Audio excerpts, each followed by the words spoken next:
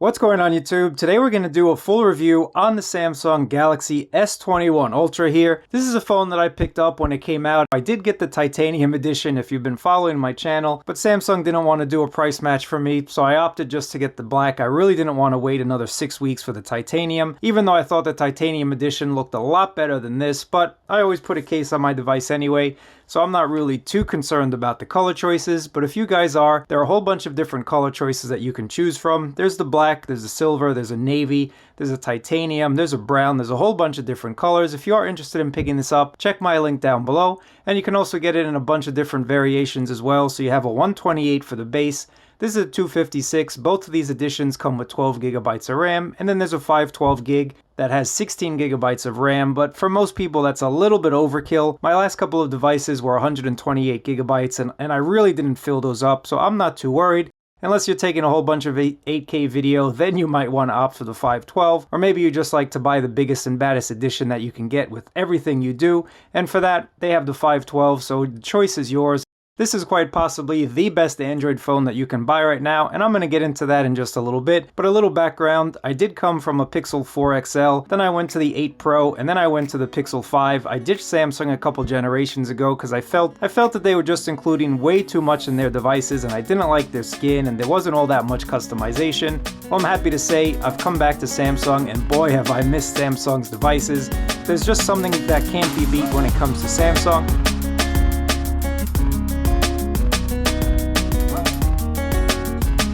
My review is going to be a little bit different than other reviews you might have seen out there. Again, I was a hardcore Samsung user before, then I stopped, I went to Pixels, I went to OnePlus, and now I'm back to the S21 Ultra, and I think I picked the right year to come back because these cameras on the back definitely are really awesome, even in low light. I'll get more into the cameras in just a little bit, but I also like the design. I think Samsung designed a very nice phone. I think they do a very nice job. I like this design this year. I like the fact that the camera housing is not a second thought. This is something that they actually designed really well and made it blend into the phone quite perfectly. Now it is still a large camera hump, and it will rock on the table if you don't use a case, but I think they did a nice job giving it a sort of uniform type of look. It's no longer an afterthought with just a little hump and a little rectangle around all your cameras. So well done to Samsung, and I like the matte black on the back. It doesn't really get any fingerprints on it, so I'm happy with that. But I'm really a case user anyway. I think most people are going to use a case rather than use their phone raw dog, especially when you're spending this type of money. But just take a look at the overall design. I think it's a beautiful looking phone. Large as it may be, it's still a very nice device, and it's weighted pretty well as well. You can see that. You can do some hand gymnastics, and the phone is not top heavy or bottom heavy. It kind of just rocks with you. So I think they did a nice job with some even weight distribution on the S21 Ultra. But again, most people put a case, and that's gonna really help you grip onto this phone. But if you don't use a case and you just put on a screen protector as well, I think you'll be just fine. Take a look at the overall design. Pretty awesome.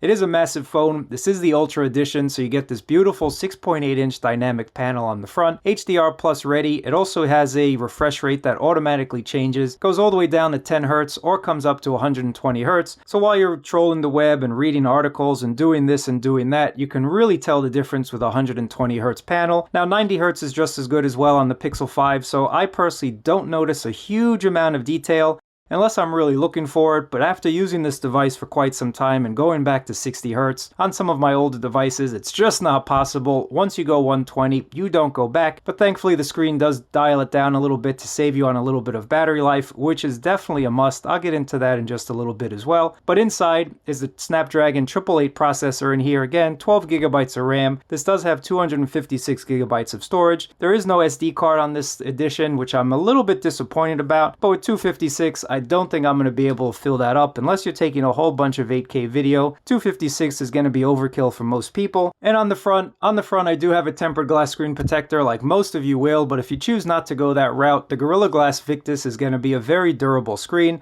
But I think most people want to protect their $1,200 device. That's at least something that I want to do. I'm not about trying to scratch up my expensive phone. Now on the back here again, the camera system is where it's at this year. We get 4 cameras, so we do get a 108 megapixel wide camera. There's a 10 megapixel periscope telescope camera with that 10x optical zoom, and the zoom is insane on this phone. This is probably one of the phones that you can do some spying with if you wanted to. The zoom is just incredible. You also get a 10 megapixel telephoto and a 12 megapixel ultra wide. And on the front for your selfish camera, you do get 40 megapixels. So for those of you that take a whole bunch of selfies, you can go ahead and use that camera, and the results are pretty good. But briefly showing you the camera app in typical Samsung fashion, you get a whole bunch of modes, and you can download more modes if you want to as well.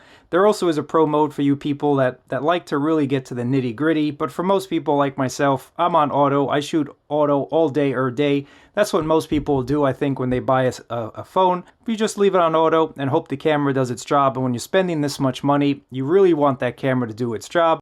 But let's get into some of the things that I like about this phone and some of the things that I don't. And I've been used to customizing my phone because I had a OnePlus, and I was also used to kind of a stock type of experience with the Pixel launcher, which isn't super stock, but it's as stock as you're going to get, pretty basic. So I am happy I chose this year because Samsung's dialing it back from their aggressiveness when it's trying to get people to use all their services. As you can see, swiping to the right here, you get your Google feed instead of that Bixby nonsense that was on all of their other previous generations.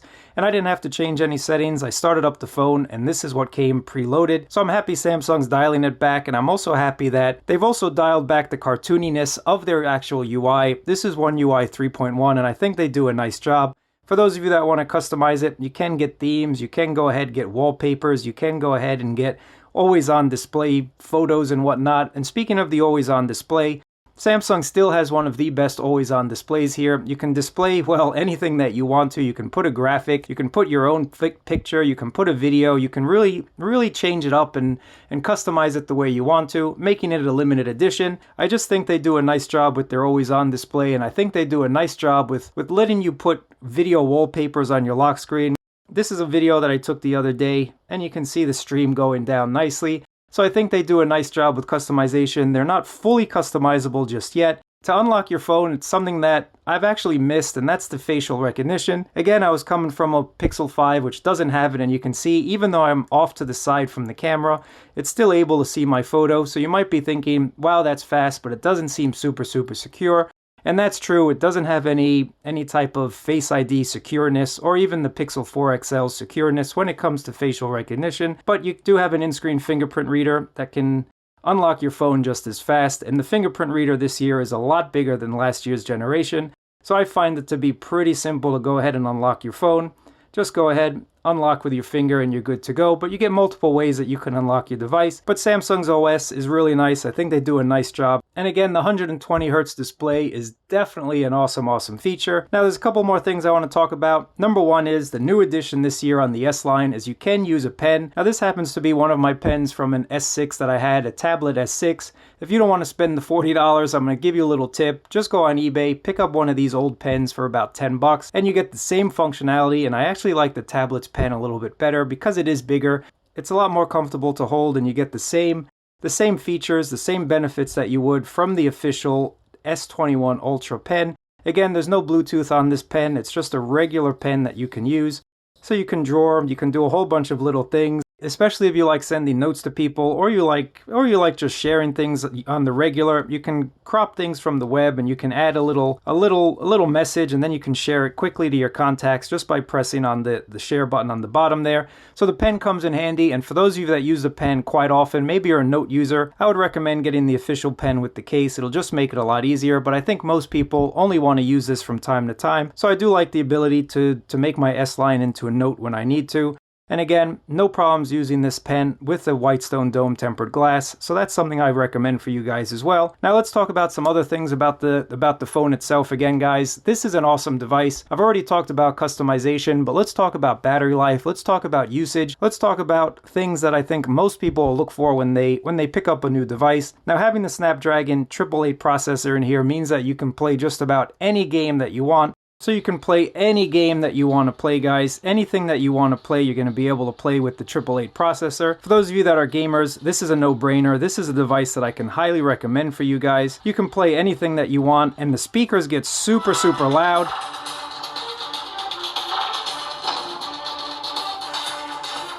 These are some of the loudest stereo speakers that I've come across, and I'm really happy that they included stereo speakers. So you get one on the bottom and you get one on the top, giving you that stereo goodness. You also get the ability to turn on Dolby Atmos, which just makes it a little bit more intense, if you will. So for multimedia, for watching videos, for playing games, this is the device that you want to get. Today I'm going to show you some super highly, awesomely customizable cases from a manufacturer called Rhino Shield. Rhino Shield in their Solid Suit series always lets you customize the case based on your needs, based on your style, and that's what I like about this company. I don't want just a boring phone case that everybody else has. I want to stand out, I want to showcase my personality. And with the Solid Suit series, you can. So this is one awesome phone, super loud speakers, the screen just cannot be beat. Samsung was always #1 with their screens. They actually make screens for most of the devices out there, but they keep the best for themselves, and I don't blame them for that. So for anything you do, whether it's playing games, whether it's just trolling for deals online, whether it's just sending text messages, this screen is beautiful. This is one of the best panels that I've used, and that's something that I've actually missed since I've gone away from Samsung. And when you go away from something, you kind of realize what you missed, and I know I missed the screen because, again, Samsung make the best panels on the market. And again, guys, I like the overall OS now. You have the little side panel that's been on Samsung devices for a while. The curve is not super curvy anymore, so you're getting more of a flat type of panel. And that's definitely welcomed. I think they should just go back to flat. But if you like the little curvedness, it's still there. It's very subtle these days, and you get this nice quick launch panel on the side here that you can customize. This is a massive phone. It's a 5G capable phone. It's a big screen. It has all the latest processing power in here, which means it's a hungry hippo. But I want to tell you guys that Samsung do include different ways that you can try and inch out as much battery life as you want to. One of the ways that they do that is you can opt out of that refresh rate that automatically drops from 120 to 10 when you don't need it, and you can leave it on 60 all the time if you want to. But again, you spent a lot of money. I would suggest you leave it on 120. You can also do other things like change the resolution if you want. You can drop it to 720. You can put it in the middle of the road at 1080, but I always leave mine on 1440 WQHD+. Because again, I spent a lot of money, and if I wanted a phone that was a 1080 phone, there's plenty of options for me. You can also opt out of 5G as well to save yourself a little bit of power. There's also ways that it aggressively shuts off apps and does a whole bunch of power management in the back. And after using this for about a month, I can tell you the battery life has increased since the first week or so. It learns your style, it learns your usage, and adapts the battery for you. But battery life here, again, now I'm always on 5G. I'm just on Wi-Fi now in the office because I don't really get that great of a signal in here. So when it comes to battery life, if you really choose to use all of those power saving techniques, I have no doubt in my mind that you'd be able to make it 2 days with this phone. The 5,000 milliamp hour battery does an awesome job, and it is a big battery for a big phone, but I don't really do any of those power saving tricks. I'm always on 5G. I'm on Wi-Fi right now when I do videos, but usually I'm on 5G all the time. Location is turned on, Bluetooth is turned on. I also have the refresh rate that automatically drops it when I don't need it, so everything that I can do to use this phone at its maximist, at its fullest, that's what I actually do. I'm not about switching off features to save a little bit of battery life, because with the 25 watts of charging, you can really charge up this phone pretty quickly in about a little bit over an hour. Now you can also wirelessly charge at 15 watts if you want to, but that's a little bit slow. And you do have reverse wireless charging at 4.5 watts if you want to charge up some buds, or if you want to give your friend a little bit of a power boost. But for most people, I think there's no problems using this phone and topping it up with the 25 watt charger. That is an optional accessory on this phone. I'm a little bit salty about that. Not that I have a reason to be, because I do have a bunch of chargers, but I paid $1,200. I definitely want a charger in the box. That's just something I wasn't ready to give up. And the same year that they gave up a micro SD card and the headphone jack, I'm not even talking about that, guys. It's been a bunch of years. We all have Bluetooth headsets. It is what it is. Get over it if you're not. But I think that the way that this charges in just a little bit over an hour to get a full charge, most people will not be disappointed. So again, I think the battery life is really good for such a big phone, making it through the entire day and still having about 20% left. That's a good amount in my opinion for such a big phone, and the fact that I use this for just about everything. So well done to Samsung. Even though the battery management might be a little bit aggressive, I don't think most people will have an issue. Now Samsung Pay is here. We do get a wallet if you want to, and you can also just download Android Pay if you want to. Now finally, I want to talk about the camera, because the camera is where it's at. Now I'm just going to show you some samples because photo quality is subjective. I think this is a really good camera. I think Samsung did a really awesome job. Again, I'm an auto shooter. I don't really use the Pro mode all that much, and I think most people out there are the same way. Let me know if you use Pro mode or if you're just an auto shooter all day or day. But I think there's a lot of ways that you can take some really awesome shots from that ultra wide, and the zoom is really good as well. Now, anything past 30x is something that you lose a little bit of detail, but again, you can spy on people, you can get really close to subjects, and I think it's a nice addition for that space zoom. But for most people, I think stay at the 10 or the 30, and you're going to get some really clear shots. But let me know what you think about these photo samples down in the comments below. In terms of video quality, I thought video stabilization did an excellent job. This is with super steady on, 4K recording.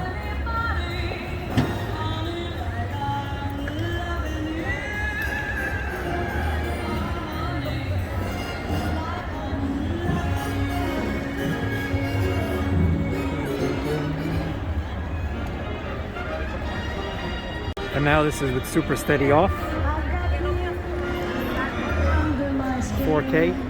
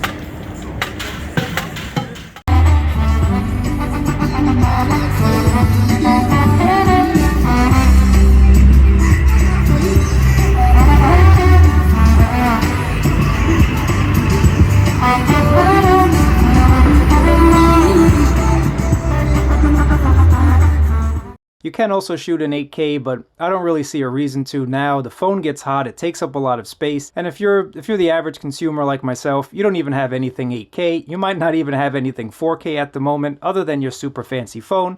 But I think the ability to shoot at 8K is just giving you a little bit more peace of mind that you can use this for a couple years. Maybe once 8K comes down and you want to shoot in that resolution, you can.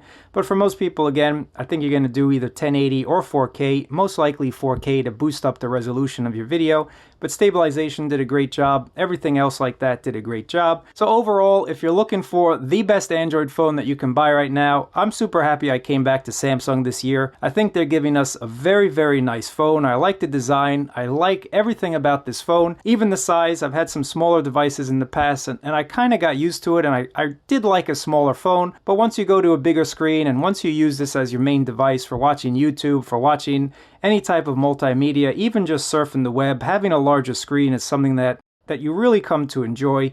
So for that, I am happy, and I do have large hands, so I'm not too concerned about this. If you have smaller hands, this might be a massive phone for you. I think it's an awesome device. If you have any questions, let me know down in the comments below. But if you're looking for the best phone right now, this is March 19th, 2021. Samsung S21 Ultra is the way to go. This is a big boy. This is a beast. This is a phone that you can keep for many, many years to come. Again, phones have gotten so good lately that I personally don't even notice a difference coming from my Pixel 5 with the Snapdragon 765 processor to the big boy 888 in here. Everyday tasks do just fine on just about every single modern processor these days. So I think that the 888's nice to have. The 888 is going to be a processor that's going to keep up with you for the next couple of years. But with Samsung's trade-in values, let's be real, you're probably going to upgrade next year. Let me know if you've picked up this phone or you're interested in it. I always like to know what you think about it, but this is a win for me. This is a must. This is something that if you're looking for an Android device this year, pick up the S21 Ultra and you won't regret it. Thanks for watching, guys. I'll catch you guys next time.